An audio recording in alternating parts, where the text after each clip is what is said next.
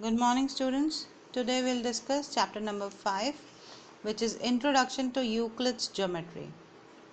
Geometry की development कैसे हुआ, कैसे मैथ्स के फॉर्मूलाज और थ्योरम्स बनी, यूक्लिड कौन था, हम इस सब के बारे में आज पढ़ेंगे। ज्योमेट्री शब्द बनता है दो ग्रीक वर्ड से, जियो प्लस मेट्रन। जियो का मतलब होता है अर्थ और मेट्रन मतलब मेजरमेंट्स, मतलब अर्थ की मेजरमेंट से शुरुआत हुई थी ज्योमेट्री की। ये मैथमेटिक्स की वो ब्रांच है जो कि स्ट्रक्चर्स के शेप, साइज, पोजीशन और प्रॉपर्टीज़ के बारे में बात करती है। हज़ारों साल पहले ज्योमेट्री जब नहीं डेवलप थी, मैथ्स जब डेवलप नहीं थी, तो लोग कैसे मेजर करते थे? किसी चीज़ की लंबाई हो, जैसे ज़मीन नापनी हो या किसी की लेंथ लेनी हो, तो कैसे करते थे? चल के करते थे कि इतने कदम का लेंथ हो गई, इतने कदम की ब्रेथ हो गई, या हाथ के लेंथ लेके करते थे। इवन कुछ चीज़ें आज भी यूज़ होती हैं, जैसे तोला, गज, योजन, ये सब मेजरमेंट्स के पुराने यूनिट्स थे। एग्जाम्पल्स होते हैं कुछ ज्योमेट्री के, जैसे कि आज से करीबन 5000 साल पहले के आप देख लीजिए इजिप्ट के पिरामिड्स, वो बिल्कुल ज्योमेट्रिकल स्ट्रक्चर है, मतलब ज्योमेट्री तो थी उस टाइम पे भी। या इंडस वैली सिविलाइजेशन की जो खुदाई होती है उसमें हम देखते हैं कि बिल्कुल स्ट्रेट पैरेलल रोड्स बनी हुई हैं शहर में। जो मकान की डिज़ाइंस हैं उसमें भी स्ट्रेट एंगल्स हैं, स्ट्रेट वॉल्स हैं। इसका मतलब आज से 5000 साल पहले उन लोगों की अच्छी सेंस था ज्योमेट्री का। They knew angles, they knew the parallel lines, और वो सिस्टमैटिक था। लेकिन ये इन्फॉर्मेशन कहीं प्रॉपरली डॉक्यूमेंटेड नहीं थी।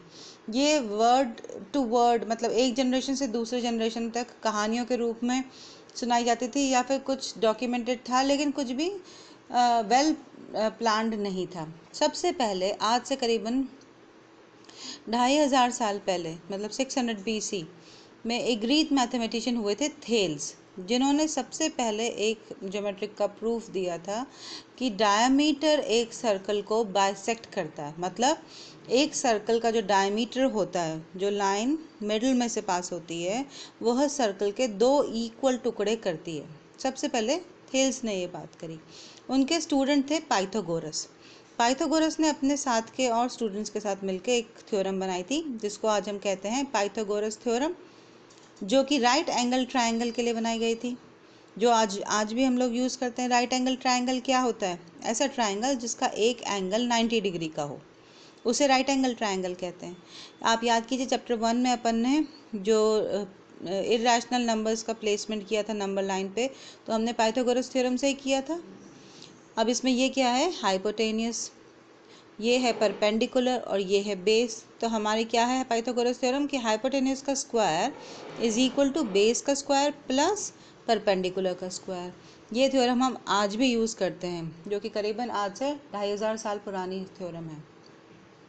फिर 300 BC, BC means before Christ, जैसे अभी ईयर है 2020, तो उसमें प्लस कीजिए 300, मतलब 2320 ईयर्स पहले एक ग्रीक प्रोफेसर थे, मैथमेटिशियन थे, यूक्लिड। इन्होंने सबसे पहले सारे जितनी भी ज्योमेट्री की डिस्कवरी हो चुकी थी और जो नए डिस्कवर्स थे उन सबको डॉक्यूमेंट करा और अपनी एक किताब रखी, एलिमेंट्स नाम की किताब थी, जिसमें 13 पार्ट्स थे और हर पार्ट को एक बुक की तरह से एक्सप्लेन किया गया है। उन्होंने कुछ स्ट्रक्चर्स के बारे में बात करी। उन्होंने कहा सॉलिड है। सॉलिड क्या होता है उनके हिसाब से? जिसकी कोई फिक्स साइज़ हो, कोई फिक्स शेप हो और एक जगह से दूसरी जगह ले जाया जा सके, वो स्ट्रक्चर सॉलिड होता है। और आज के टाइम में हम सॉलिड को कैसे डिफाइन करेंगे? A structure which has length, breadth and height. फिर उन्होंने कहा कि सॉलिड से बनता है, हमको सरफेस मिलती है। मतलब अगर सॉलिड जैसे माने कि एक क्यूब है, तो क्यूब की कितनी सरफेस हुई? 6 सरफेस हुई। उन्होंने कहा एंड्स ऑफ सॉलिड, मतलब जो सरफेसेस हैं, 6 सरफेस होती है ना क्यूब की, 6 प्लेन्स होते हैं, तो उनको वो उसने कहा कि एंड्स ऑफ सॉलिड सरफेस होता है। हम सरफेस को कैसे डिफाइन करेंगे? किसी रेक्टेंगल ब्रेथ को कैसे, रेक्टेंगल स्क्वायर को कैसे डिफाइन करेंगे कि it has a length, it has a breadth. फिर उन्होंने कहा सरफेस के जो किनारे हैं, एजेस जो हैं, वो लाइंस होती हैं। लाइंस को उन्होंने डिफाइन किया एंड्स ऑफ सरफेस। और हम लाइंस को कैसे डिफाइन करते हैं? With a structure which has only length, no breadth. फिर उन्होंने कहा लाइंस के जो एंड पॉइंट होते हैं वो पॉइंट्स कहलाते हैं। Ends of line are points. और हम कैसे कहते हैं पॉइंट्स को? हम बोलते हैं पॉइंट्स को शार्प डॉट। अब यहाँ से देखिए एक एक डायमेंशन कम होता चला जा रहा है। सॉलिड में है लेंथ, ब्रेथ और हाइट। सरफेस में हाइट हट गई, सिर्फ लेंथ और ब्रेथ बचा। फिर लाइन में ब्रेथ हट गया, सिर्फ लेंथ बचा। और पॉइंट में ना लेंथ है, ना ब्रेथ है, ना हाइट है, सिंपली एक शार्प डॉट है। या इस तरफ चलेंगे तो एक एक चीज़ ऐड होती चली जाएगी। Point is a simple dot, line is having length, surface is having length and breadth both, and solid has length, breadth and as well as height. Euclid ने कुछ डेफिनेशंस दी हैं हम लोगों को, जो आज अगर अपन पढ़ते हैं तो बहुत सिंपल लगती है, लेकिन उस टाइम के लिए ये नई डिस्कवरी थी। उन्होंने कहा पॉइंट की डेफिनेशन करी, a point is that which has no part, मतलब कि एक पॉइंट वो चीज़ होती है जिसके फर्दर टुकड़े नहीं किए जा सकते। सेकेंड देखिए, a line is a breathless length. Line वह लेंथ है जिसमें ब्रेथ नहीं होती, मतलब सिर्फ लंबाई होती है, चौड़ाई नहीं होती। थर्ड देखिए, the ends of a line are points. End के जो दोनों तरफ के एंड पॉइंट्स हैं वो दोनों ही पॉइंट्स कहलाते हैं। फोर्थ देखिए, अ straight line is a line which lies evenly with the points on itself. मतलब अब जैसे मानिए कि अगर स्ट्रेट लाइन पे ये 4 पॉइंट्स हैं ABCD, तो स्ट्रेट लाइन वो होती है जो इन चारों पॉइंट्स को जोड़ते हुए सीधी एक रेखा बनाए। फिफ्थ देखिए, a surface is that which has length and breadth only. Surface वह चीज़ होती है जिसमें लेंथ भी हो और ब्रेथ भी हो, इसमें हाइट नहीं है, सरफेस में हाइट नहीं है। The edges of a surface are lines. Surface की जो एजेस कहलाती हैं उनको कहते हैं लाइंस। और सेवेंथ देखिए, a plane surface is a surface which lies evenly with the straight lines on itself. जैसे कि देखिए अगर हमारे पास 4 स्ट्रेट लाइंस हों ABCDEF और GH, तो प्लेन सरफेस क्या होगा? उन चारों लाइंस को जोड़ता हुआ उन चारों स्ट्रेट लाइंस को इवनली जोड़ता हुआ जो सरफेस बनेगा वो से प्लेन सरफेस कहा जाएगा। ये सारे जो डेफिनेशंस थी उनमें कुछ एक ऐसे टर्म्स थे जो उस टाइम के लोगों को समझ में नहीं आ रहे थे, तो डेफिनेशंस को समझाने के लिए फिर उन्हें डेफिनेशंस बनानी पड़ी। तो इस तरह से डेफिनेशंस की चेन बन गई। उन्होंने क्या करा, यूक्लिड ने सबसे पहले एक्सियम्स और पोस्टुलेट्स बनाए। एक्सियम्स और पोस्टुलेट वो अजम्पशंस थे जिनके बेसिस पर आगे उन्होंने थ्योरम प्रूव करी हैं। एक्सियम्स और पोस्टुलेट यूनिवर्सल ट्रुथ होते हैं। यूनिवर्सल ट्रुथ क्या होते हैं? जैसे sun rises from east, sun sets at west, ये यूनिवर्सल ट्रुथ है, मतलब इनको फैक्ट को प्रूव नहीं करना। ये वो अजम्पशंस हैं जिनको डिफाइन करना पड़ेगा बिना किसी प्रूफ के, और एक्सियम्स और पोस्टुलेट के बेसिस पर ही आगे चल के थ्योरम्स बनती हैं। एक्सियम्स वो अजम्पशंस हैं जो कि मैथ्स की सारी टाइप्स में यूज़ होते हैं, जैसे अलजेब्रा में भी होंगे, ट्रिग्नोमेट्री में भी होंगे, जबकि पोस्टुलेट्स वो अजम्पशंस हैं जो सिर्फ ज्योमेट्री में ही काम आते हैं। इसका हम ध्यान रखेंगे। Axioms and postulates both are assumptions, both are universal truth, और इनको डिफाइन करने के लिए किसी प्रूफ की ज़रूरत नहीं है। फ़र्क दोनों में सिर्फ इतना है कि एक्सियम्स मैथ्स की बाकी ब्रांचेस में भी काम आता है, जबकि पोस्टुलेट सिर्फ ज्योमेट्री के लिए काम आता है। अब आइए देखिए, यूक्लिड ने बहुत सारे एक्सियम्स बनाए थे, हम यहाँ पे 7 एक्सियम्स पढ़ेंगे। Things which are equal to the same thing are equal to one another. जैसे कि ए अगर बी के इक्वल है और ए सी के भी इक्वल है, तो बी और सी दोनों एक दूसरे के इक्वल होंगे। जो चीज़ें किसी सेम चीज़ से इक्वल हैं तो वो आपस में भी इक्वल होंगे। जैसे बी ए से भी इक्वल है, सी भी ए से इक्वल है, तो दोनों बी और सी आपस में इक्वल होंगे।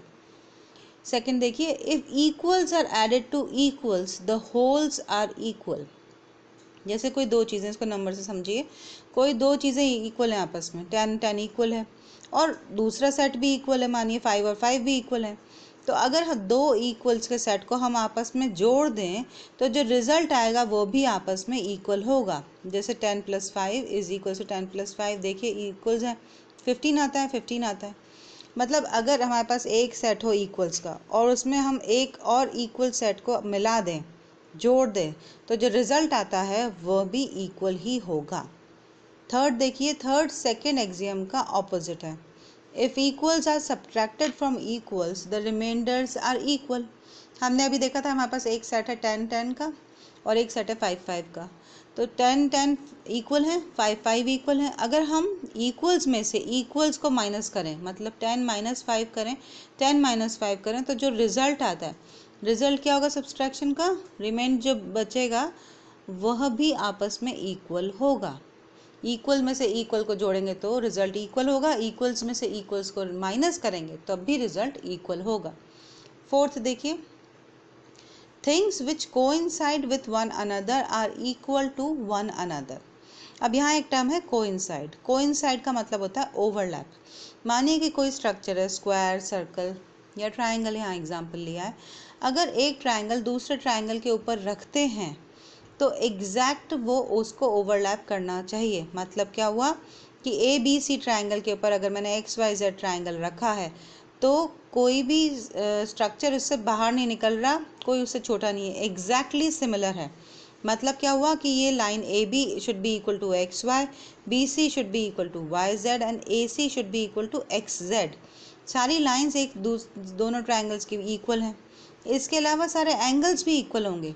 अगर एंगल ए एंगल एक्स से बड़ा है तो वो एग्जैक्ट ओवरलैपिंग नहीं होंगे, बाहर निकल जाएगा ये ट्राइंगल।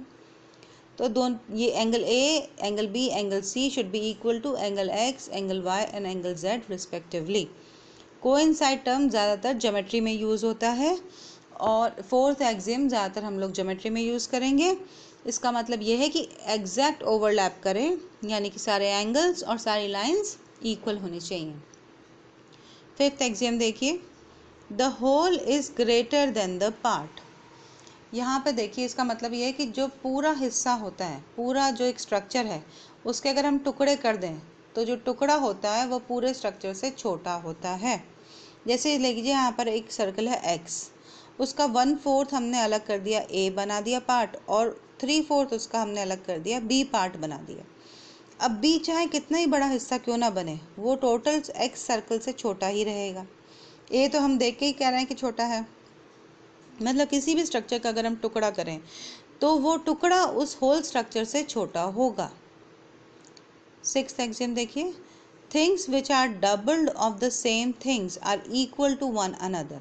मतलब किसी चीज़ के अगर डबल बनाए जाए तो वो दोनों आपस में इक्वल होंगे, क्योंकि एक ही चीज़ का डबल बनाया गया है। इसको नंबर से समझिए, जैसे 5 नंबर है, उसको डबल करा तो क्या बना, एक बार डबल किया तो 10 बना, दोबारा डबल किया तो भी 10 बना। तो ये दोनों नंबर जो है वो आपस में इक्वल होंगे। इट्स अ कॉमन फैक्ट, एक ही चीज़ को अगर अपन डबल करेंगे तो वो आपस में इक्वल होंगे। सेवन्थ सिक्स्थ का अपोजिट है, things which are halves of the same things are equal to one another. मतलब अगर 5 का हाफ किया तो 2.5 आता है, इधर 5 का हाफ किया तो 2.5 आता है। तो ये दोनों नंबर जो नए अपन ने डिवाइड करके बनाए हैं वो आपस में इक्वल होंगे। इसके अलावा भी और एक्सियम्स बनाए हैं यूक्लिड ने, अपन यहाँ पर 7th यूक्लिड्स के एक्सियम्स ही पढ़ेंगे।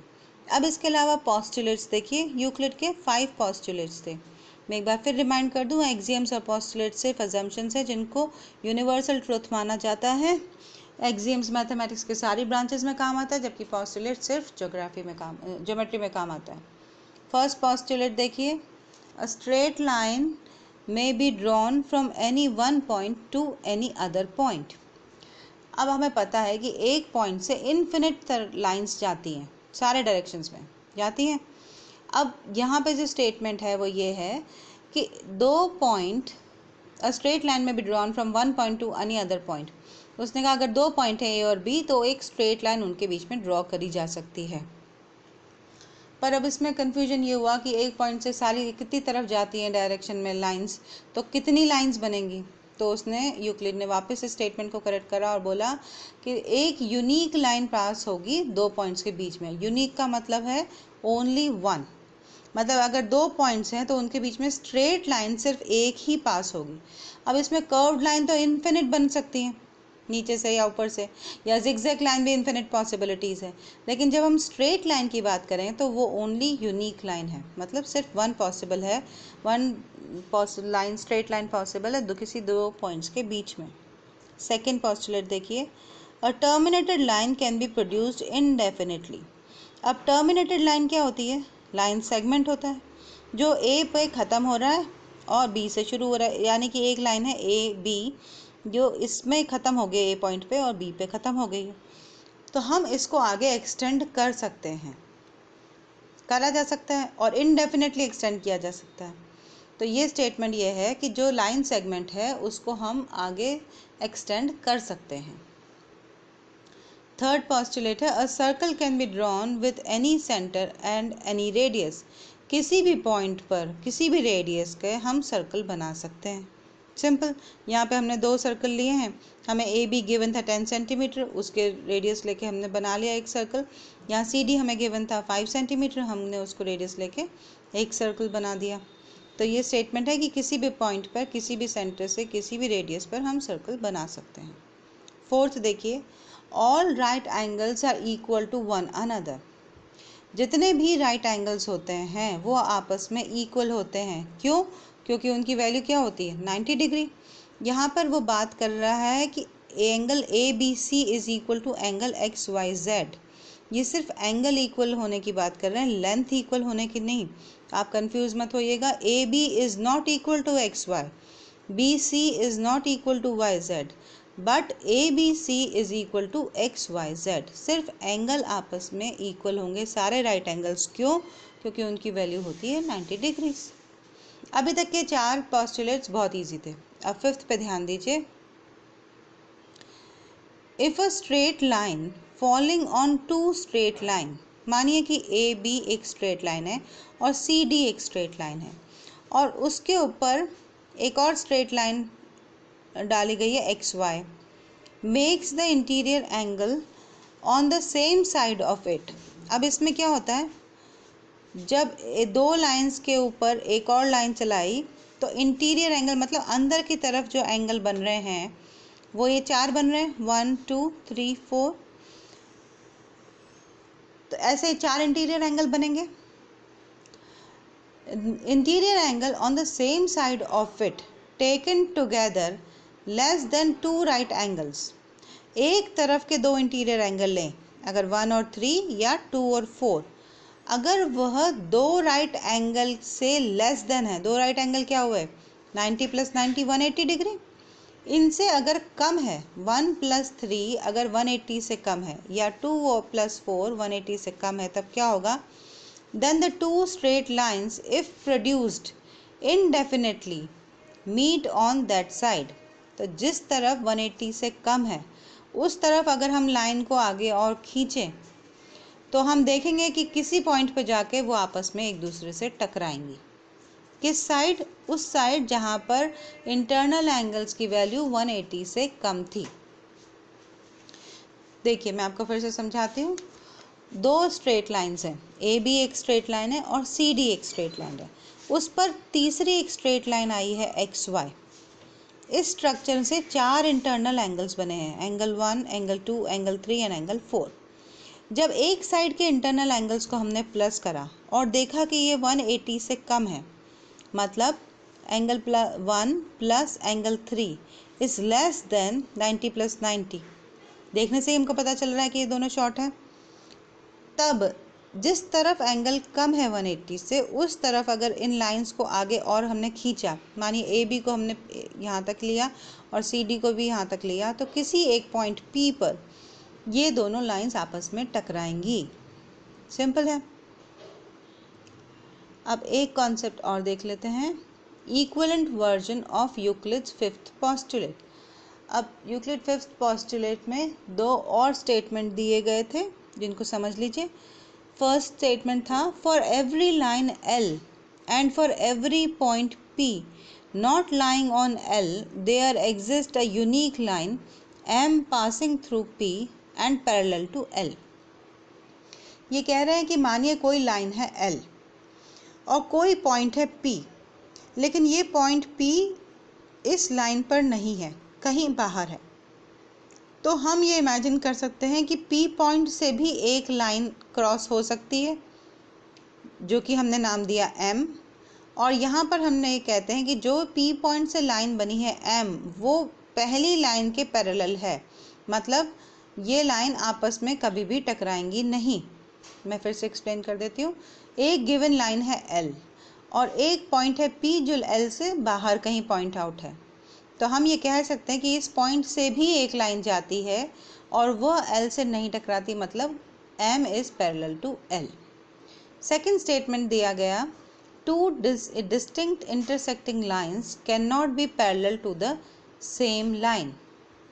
इसका मतलब ये है कि अगर दो स्ट्रेट लाइंस आपस में टकराती हैं, इंटरसेक्ट कर रही हैं मानिए, तो ये आपस में एक दूसरे से पैरेलल नहीं है।